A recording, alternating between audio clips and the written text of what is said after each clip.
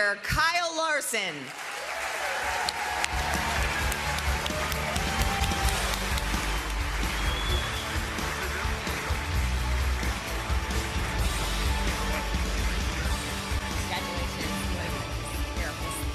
Slide this right here. Okay. And you can come. Whoop, oh my God. Oh my God. Sorry. Let's not break the trophy. You know, don't worry. Man, Kyle, it's so great to have you back here. I'm glad you were able to make it back here after all the travel that you were doing back and forth. We know the weather didn't play into making it the double that you wanted, but what was your experience at your first Indy 500? Yeah, how do you describe it? The experience over these past couple weeks is, something like I've never, experienced before. I've got to run a lot of big races, mostly here in the States, but just the atmosphere from the 2 weeks, from the first day on track on whatever it was, Tuesday, till the huge crowd waiting through the rain delay yesterday, all of that, it was awesome. The fan support was incredible to me. I really felt like a favorite, from day one. So it meant a lot to me and my family, having them on board for the whole 2 weeks, and having Hendrick get to come yesterday was amazing. Just wish the whole plan would have worked out a little bit better. What was that like, in the midst of that, when the rain was still going on here, and just you having to process and figure out different strategy? Yeah, for me, I feel like leading into Indy, everybody talks about the stress of, qualifying and getting through the practice days. That was like zero stress to me, but checking my phone every 2 minutes for weather updates yesterday was as stressful as it got for me. It was crazy. So it was honestly hard for me to really enjoy race day, because I was, everybody else got to run one race. I was hoping to run two and didn't get that chance, but no, it was still an awesome experience. So, just huge thank you to Hendrick Automotive Group, Hendrick Motorsports, McLaren, all my teammates, Tony Kanaan. He was such a great asset to me. And yeah, thank you.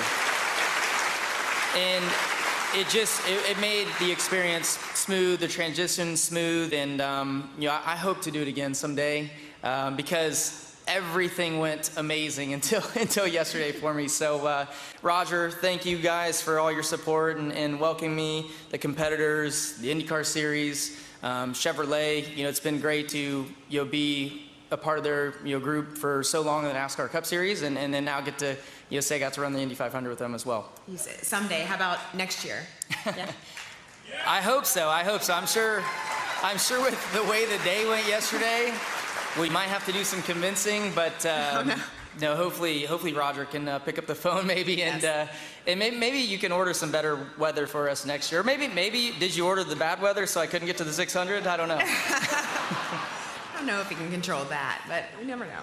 I did want to ask you about your dad, because I thought something that was so special, as you talked about, you've always yourself wanted to run in the Indy 500, but you also wanted to do it because your dad is a diehard fan of this race, has been for years. So what was that really like once you got to yesterday and you were experiencing it with him? Yeah, it was, ever since this deal got announced, I could tell, I knew how excited he would be, and I could tell how excited he was, and I think he had probably the most fun out of these last 2 weeks. He got to meet his hero, Mario Andretti, on pit road before qualifying. So the pictures of that is something I always remember forever.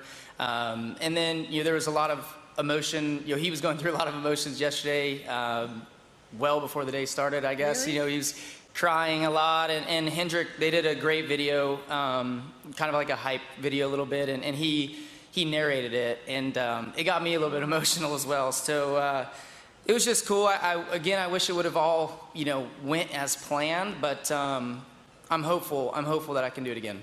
What was it that made him emotional, do you think?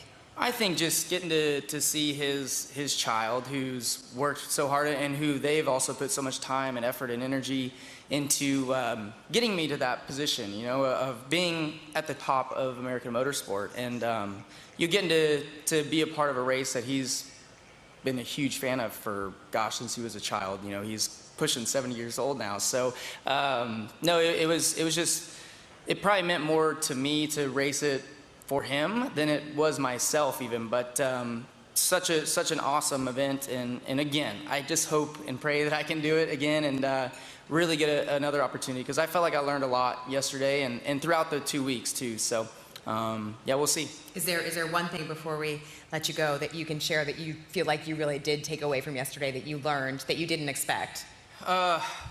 I mean, I felt like I was in a decent, mindset before the race, and felt like I knew what to expect from the race and all that. Probably have the most oval experience out of anybody in the field, which is crazy. But no, it was.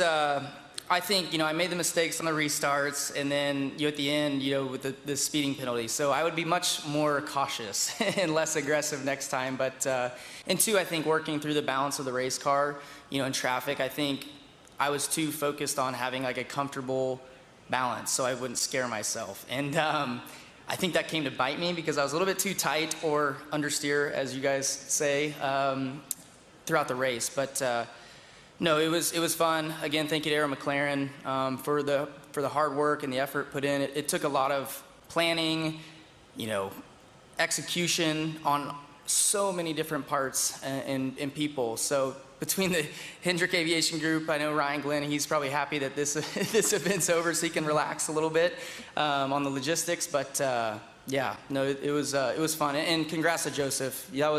That was amazing. I didn't get to see it back in 18th, but I was trying to watch the big screens as much as I could. But that was an awesome race. Pato, you too. That was awesome. All right. Well, Kyle, you just did a tremendous job managing. It was great to have you here, and we certainly hope to see you back again very soon. So thank you so much. Thank you, guys. Congratulations. Kyle Larson, everybody.